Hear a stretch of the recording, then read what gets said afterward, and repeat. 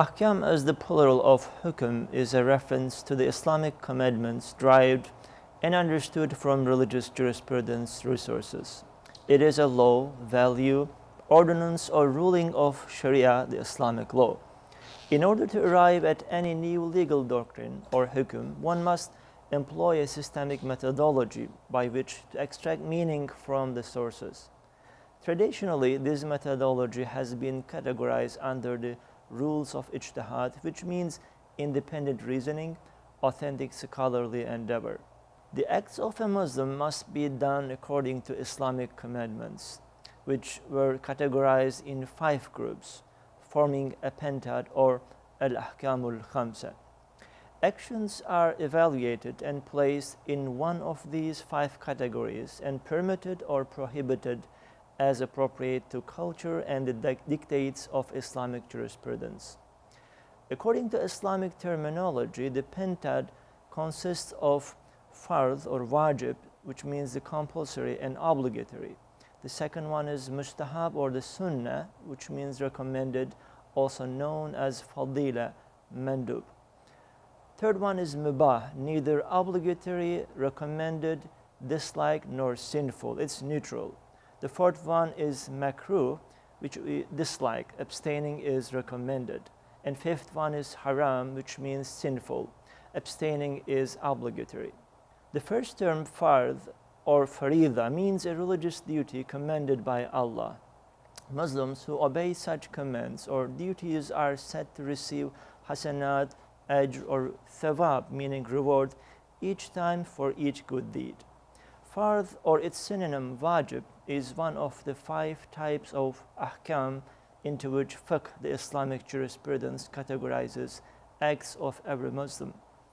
The Hanafi fiqh, however, makes a distinction between wajib and fard, the latter being obligatory and the former merely necessary. The Islamic jurisprudence distinguishes the 2 sorts of duties. The first one is the individual duty, or al-fardul ayn, and relates to tasks every Muslim is required to perform, such as daily prayer, the salat, or the pilgrimage to Mecca at least once in a lifetime, which is called hajj. The second one is the sufficiency duty, or fardul kifaya. It is a duty which is imposed on the whole community of believers, the ummah.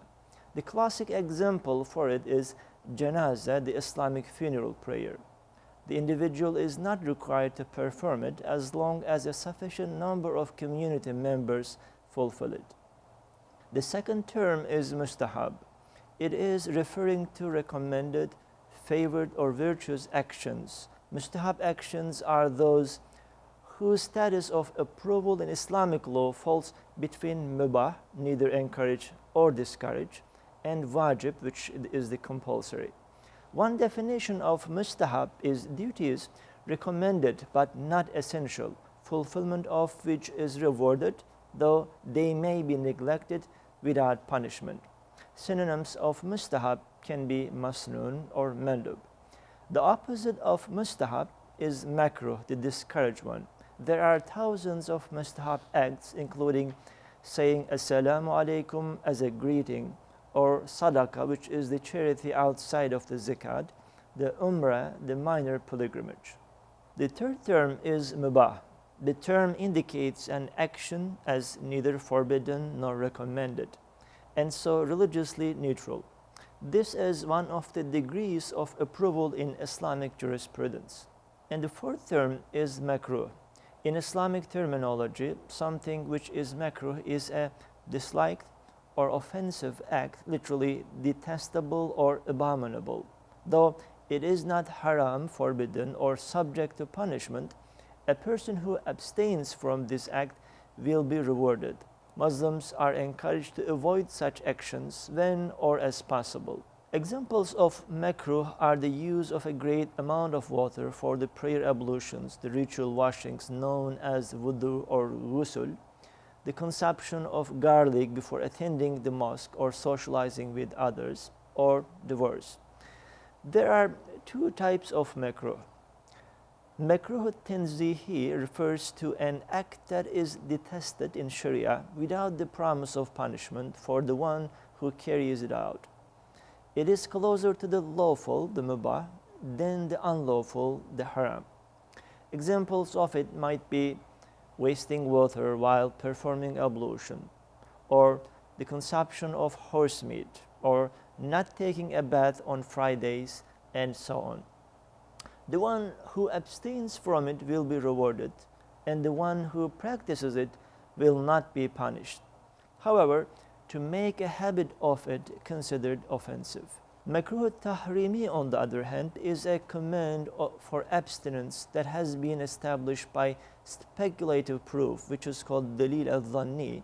It is closer to the unlawful, haram, and can also be defined as being in diametrical opposition to a wajib.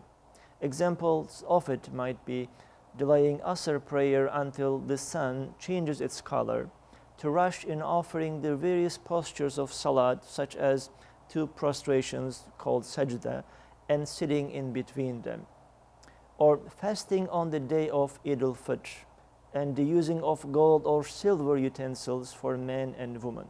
The final term is haram, and it means sinful and forbidden. In Islamic jurisprudence, haram is used to refer to any act that is forbidden by Allah and is one of the 5 Islamic commandments that define the morality of human actions.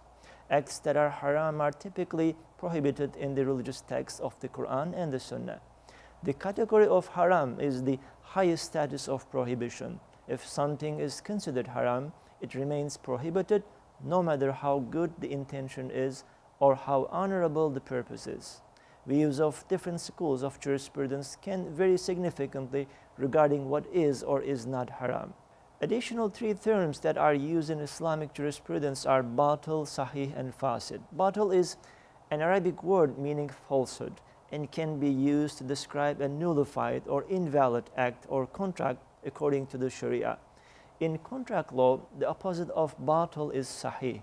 Also, batil can be distinguished from fasid, which is defective, in that a fasid contract might go through completion, whereas a batil contract would not.